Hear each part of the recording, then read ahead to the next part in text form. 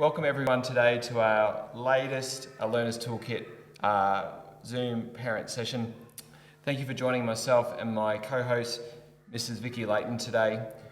The purpose of today's session is for us to cover what we achieved with years 7, 8 and 9 in their ASM classes in semester 1, and we will also talk about what's in the plan ahead across the school in relation to academic skills and mentoring. So just as a bit of a recap, the purpose in relation to the brain dump is a process known as active free recall. What we're trying to do is to activate the retrieval of information that already exists in students' long-term memory. The brain dump itself is a really great cognitive strategy because it focuses on students using dual coding, or as we call it, visualize it, to create a schema. A schema is where the students start to connect chunks of knowledge together. And what we notice through the process, and you'll see it within relation to the data, is that the students in the subjects, in particular maths and science, they were actually able to retrieve the knowledge and make the connections. And through that connections, it seeks to develop understanding. When we look at the strategies that we really focused on last term in relation to the Learners Toolkit, the brain dump actually hits 4 of these strategies. Importantly, it attacks retrieve it and space it through the process of the retrieval, but also the visualization and the connection. What we're wanting to do here is we actually want to decrease the cognitive load on the student.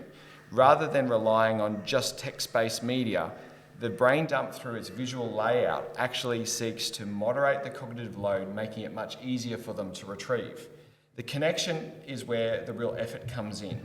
And what you'll find with today is that the training that we did in ASM actually significantly aided those students who decided to engage in the process. As we go through, what we're wanting to do in relation to the exam starter strategy is to try to get all that key information out of the student's mind, trying to declutter their thought, and in particular reduce their cognitive load on the individual. What we actually found was some additional impacts on the student, namely the reduction in stress and anxiety around the exam. We found with a lot of students who generally in that period of time as they move into the exam, in the perusal phase, they're sitting there, they start to read the questions, they start to build up sort of this layer of fear and anxiety. Oh, I don't know this question, I don't know that question.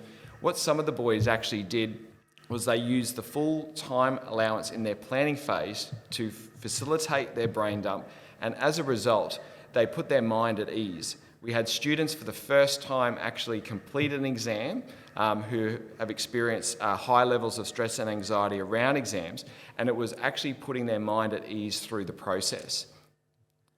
And here are some examples. So these are some examples of students out of Dr. Krink's Year 8 science class. You can see in relation to the retrieval process where the boys were actually able to pull out fairly complicated strings of knowledge. In many cases, what we see here is the students who are retrieving of all different levels of ability, and what we found was the greatest impact with those students who were able to sort of declutter the mind and to actually approach the exam in a productive and efficient manner. When we actually went and looked at post the exam period, we actually asked the students in the last week of term 2 to actually evaluate the actual efficacy of the brain dump strategy. We tried to employ the brain dump across languages, maths and science. Interestingly, even though we offered the opportunity of students to do it, not all students partook, and that's fine because what it actually did was identify what is known as a boundary condition. A boundary condition is where we have a strategy that we think works, has been shown to work in subject A and subject B, but for some reason, when we try to translate into the 3rd or 4th subject, we hit a roadblock. And we found that roadblock in both French and Spanish, because the nature of the knowledge that's retrieved and required for those exams, it was sort of like there was a barrier. In relation to Japanese, Chinese, maths and science, it was much easier for them to retrieve sort of little chunks of formulas, definitions, those sort of things. The retrieval process was much easier. Whereas in Spanish and French, they were actually retrieving long chains of information. And the time limit of the perusal or planning time meant that they didn't have sufficient time to retrieve the long chains of information. Whereas in the same sort of language subjects such as Chinese and Japanese, the boys are able to retrieve a short list of symbols, which actually then convey a much greater understanding. In particular, what we found was that the boys needed to be reminded to do the brain dump during the planning time, and I think that sort of speaks to the pressure when they walk into the exam. There's a bit of a level of anxiety that sits there, and they sort of get a bit of the blinkers where they sort of just focus on trying to get started as much as possible. What was interesting is that students used the brain dump in both maths and science, but didn't use it in languages. And that sort of suggests a really important boundary condition that teachers need to understand. When we looked for the use of the strategy, we did look at languages as a whole. When we unpacked it further, the students both in Japanese and Chinese found the strategy quite efficient and effective for them. And that sort of speaks to a bit of a pattern of behaviour in those subjects where even the older boys in year 11 and 12 IB and QCE generally engage in a brain dump where they will brain dump out sentence starters. They'll brain dump out common vocab. But we did find it, interestingly, we thought that the students in maths would see it a little bit more impactful than science, but what we did find was that the boys in science found it a little bit more efficient and effective for them, even compared to maths. And the last one is, will they use it in the future? So the intention is for the remainder of the year to continue with the brain dump during the planning time of the exams. What's interesting is that, again, we notice that the boys in science, even though the subject has a little bit more complex connected knowledge than, say, maths, they are more likely to actually use it within their future. And now we have some student voice that came in. And at the end of the day, the aim of the student voice is to actually understand what was, from the student perspective, going through the process within the pressure and the confines of the exam and the time, what they were identifying on the way through. Often the students who generally might experience some anxiety, but also have some levels of improvement in terms of their subject, they found the greatest value add. We did find that with some of the more able students with a longer history of success, they sort of found the process a bit of a burden because they sort of identified that, why would I engage in this process even though I have previous really great results? So I have great results in the past, why don't I just keep continuing with the strategies that enabled me to achieve those results? And I guess that's a really good understanding in relation to parents, is that we're trying to suggest refinement to existing processes. And sometimes previous success can be a bit of a barrier, because the question we've got to ask ourselves is, why should I change? So I'm going to hand over now to Mrs. Layton, and she's going to talk to you about what's going to happen in semester 2 in year 7 and 9 ASM. Good afternoon, everyone. Thank you so much for joining us today. Just before I start on where we're about to go, I'm also just going to let you know that we are obviously sharing this information with our staff through our professional development, and that this is actually changing the way that we approach our planning. And you can be rest assured that this information is being embedded in right across the curriculum at the school. Just going forward, looking through years 7 to 10 ASM continuum, as you can see, for our years 7 to 9s, they're now in Unit 2, Building Understanding. So this is the area. We've gone through Fighting, Forgetting, the brain dumps and so on, and we're now into Building Understanding. This term, we're going to be going into a completely new strategy.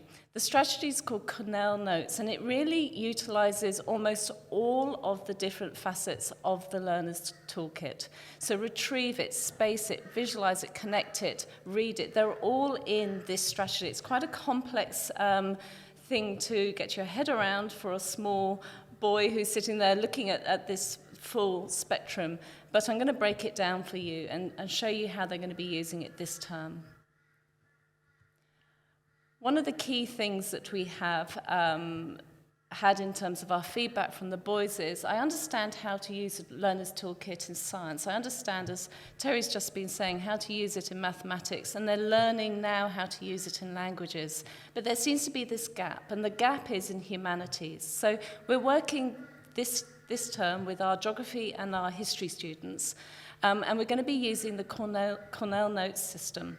This is a technique they'll be able to take with them all the way through to university. So have a look at the basic system, which is now up on your screen. It's a very organized system for taking notes while the teacher is talking in class, while they're reading complex materials. It's a system that they can use when they are watching video content. It can really be used in a number of different spectrums. There are 4 main components to it. You'll see at the top, there's a title, or the big question. That is the concept or the lesson objective that they are trying to learn for that lesson. In the main part, they'll be taking notes, and that's about 70% of what they're doing. In the left-hand side, you'll see a number of cues. Now, I'll come back to those, but the cues and questions can be questions that they can consider, well, what would an examiner ask me about this particular lesson? Or it could be cues to help them remember the content itself. At the bottom, there is a summary, and I'm going to talk to you about that too, because I'm hoping to recruit some of your help at home with that summary section. So here is an example in history that we used last year, and it was hugely successful. So you can see here, the topic was, the big question at the top was, why did the Japanese attack Pearl Harbor? So that was a cue, and if a boy came back to that cue in 5-6 weeks' time, he can have that overall subject heading, and he understands exactly what the content of the notes are. As a teacher is talking during the class, or as he is looking at written material, what we ask the boys to do is to unpack the key concepts and ideas in the note-taking session. And this is where all of those different learners' toolkit strategies come into play. In this particular example, it's quite diagrammatical, and connections are made between some of the key concepts that are in this was in some notes that they were looking at, and they're just writing down the key ideas. After the lesson or during the lesson, they may also, as they're going along, go down that left-hand side and write some cues and questions in that left-hand column. So you can see here the questions that this particular student is asking himself relate to the main content in the notes section. Those are also questions that when he is revising this content, he could cover up the notes section, and he can ask himself those questions and see if he can remember the content itself. The bit that we'd really love your help with is the summary at the bottom. So in ASM, we'll be covering those 3 columns. We're going to then be setting homework for the boys, and what we want them to do is come back to this content in their homework. What we would like them to do is summarize in their own words as much as they can remember in that summary box at the bottom. Now again, this can be a hugely beneficial thing for them, because the night before an exam or a week before the exam, they can look at the top question, the big question, and the summary at the bottom, and they've got all the key ideas in there. So the last thing we're going to focus on today is what's happening in Year 10 ASM. Now, as you see from the continuum, the Year 10s are approaching their last phase, and we call it Drive the Bus. Now, in Drive the Bus, what we're focusing on is the idea that at this point we've given the students exposure to various strategies, various routines, various structures. We've tried to get them to track and moderate their own learning over time. And what we're really trying to do with the remainder of this year is to create the space in which they can actually drive the bus, but they're on their L plates, because the boys who are successful in Year 11 and 12 and in their post-school transition, they are the drivers of their bus. They're not sitting as a passenger waiting for someone else to drive them around. And that is what we're trying to achieve, but in a structured and a scaffolded way. So Drive the Bus is a bit of a risk, because what we're doing is we're changing the structure of ASM, being less teacher-centred and much more focused on the student directing their own study and practice over time. When we look at the strategies in the toolkit, similar to what's happening in Building for Understanding, we're employing the vast majority of the 6 strategies, and we're trying to get this into a systematic or a routine of practice and monitoring over time. But to do that, the students have to partake on the way through. One of the big elements with Drive the Bus is that the teacher is going to take more of a mentor role. So when the students come into ASM, they are going to be responsible for directing how they work during that lesson in relation to either they've got work on a particular assignment, they've identified that they've got a maths or a science exam in 3 weeks, or they have a English oral in 5 weeks and they need to do a script or a set of notes, or they need to record some multimedia for film and TV. The element here is that they actually need to take the ownership. They direct their own study plans, and one of the things we started in term 1 in Tracker was the idea of these study trackers in maths and science. So whenever the students engage in study, they actually track their practice. And over a period of time, we use a traffic light system. Red means that the work is what we call needs work. So that particular concept, over and over again, they've struggled with through their normal study routines. Orange means they're sort of in that intermittent stage, and green means they've got it. The aim of this is that when the boys come to that sort of final 2 or 3 weeks leading into their exam period, they actually have a record of their practice. They can actually use the traffic lights to filter out the stuff that they've shown a history of doing well in. And more importantly, they can filter that out and then focus or funnel their attention on the concepts that they really need to address. Interestingly, when we look at what students do when they're under a bit of pressure, we notice that they actually try to protect the material that they already are good at, rather than attacking the material that they have a history of and a tradition of not actually understanding quite well. And what the boys will do is they'll spend all their time trying to protect when they're better off taking, let's say I know 20% about this particular concept or 30% and I spend an hour, I'm more likely to have a greater gain in learning than if I try to protect what I've got at the moment. One of the things is that as the teachers assume the mentor role, the teachers are going to intervene when the student flags signs of concern. And this will be assessed through a load management tracker.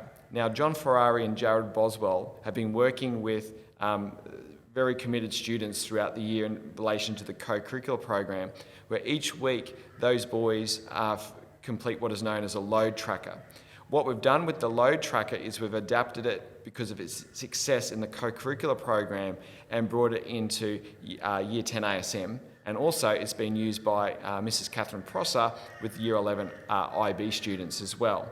What the load tracker is all about is to actually allow the students the opportunity to flag how they feel they're going from a physical well-being perspective, from an academic load, how many assignments or exams have they got coming up, do they feel like they need some help, are they going to meet their deadlines? But we've also extended it out to look at their sort of study progress and load.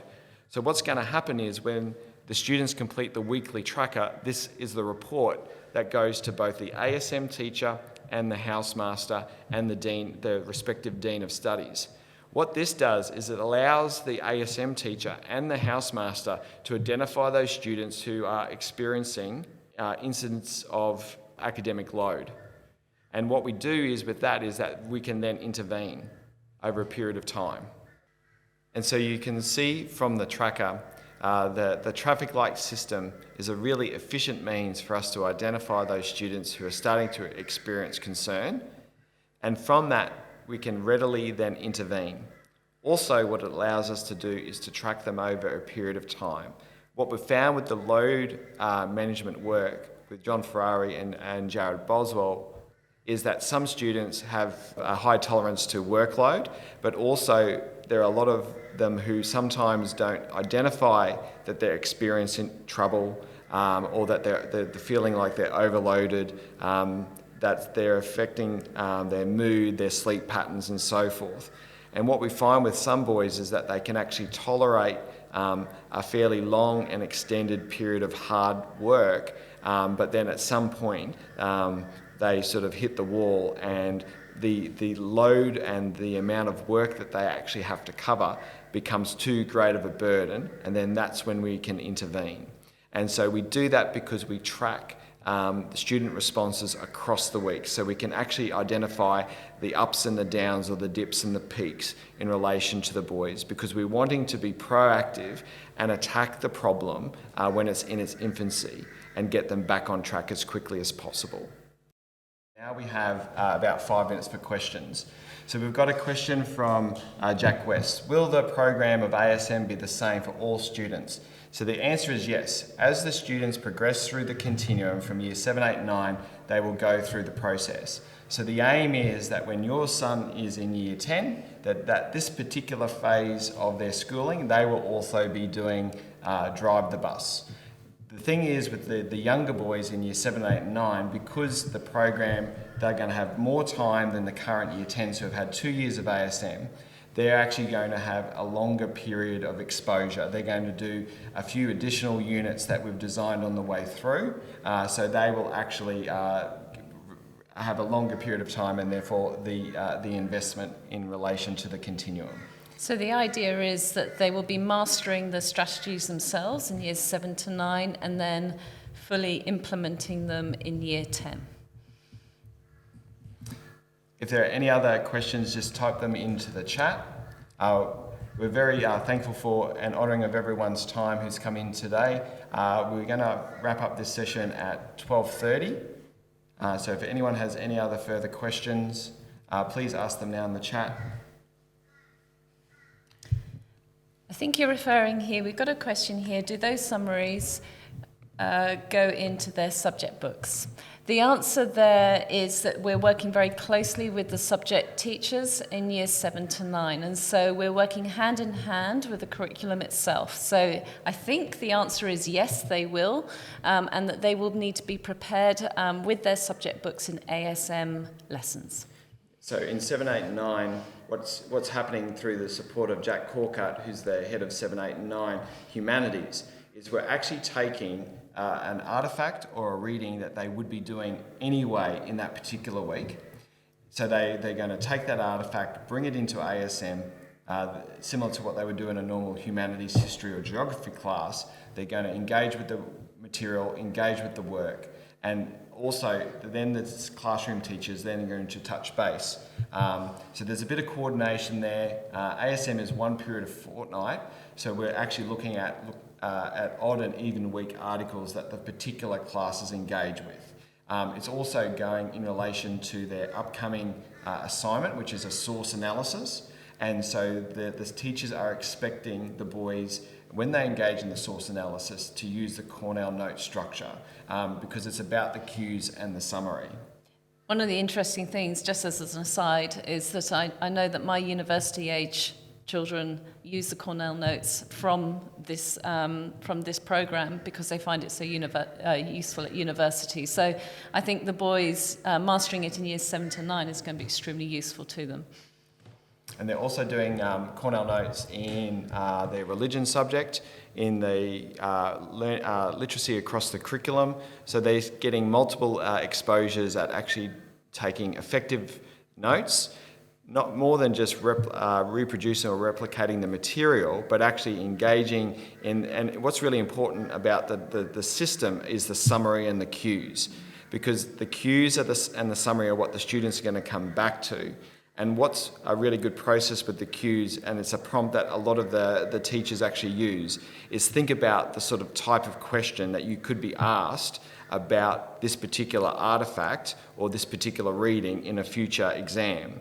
That sort of process is actually great because it starts to signpost in the students what the teacher's potentially looking for, what the examiner's wanting to elicit out of the student response. And that sort of process can actually help trigger that sort of cueing, which can actually speed up the retrieval in the future stage. We received one final question before you all go. What can parents do to help with summaries? Is it just the prompting? The boys will be trained in ASM on how to use the summaries. What we'd like you to do, please, is encourage the boys to do it at home and to check that the work is coming from their own understanding of the content rather than just copying what they think is the right answer from text that's in front of them. So as Terry's just mentioned, the important thing is that summary should reflect their understanding of the content and how they would express it. And also the process is great for sort of forcing the boys to write in a focused manner. A lot of us have the sort of perception that when we write, we have to write really flowery, long, extended pieces. But when the boys leave school and go to university, they're expected to write succinctly with precision. So with the summary, you're not looking at dot points, you're looking at really well-constructed paragraph. 2 or 3 sentences that really distill down, because what we're wanting to do is when that boy comes back in 6 weeks' time, rather than having to reread that entire article, which is going to be a burden, which is going to actually be a deterrence to actually studying in history and geography, the access of the summary is really about sort of reducing the effort to re-engage with the material. And when boys start to see that sort of trade-off, that payback later on down the line, they start to see the value in investing in the strategy from the start. Thank you very much for taking the time to engage with us today. Mrs. Layton and I truly value your interest in a Learner's Toolkit here at Churchie, and we continue to look forward to sharing more about what we're learning about study skills here at Churchie with you in the future.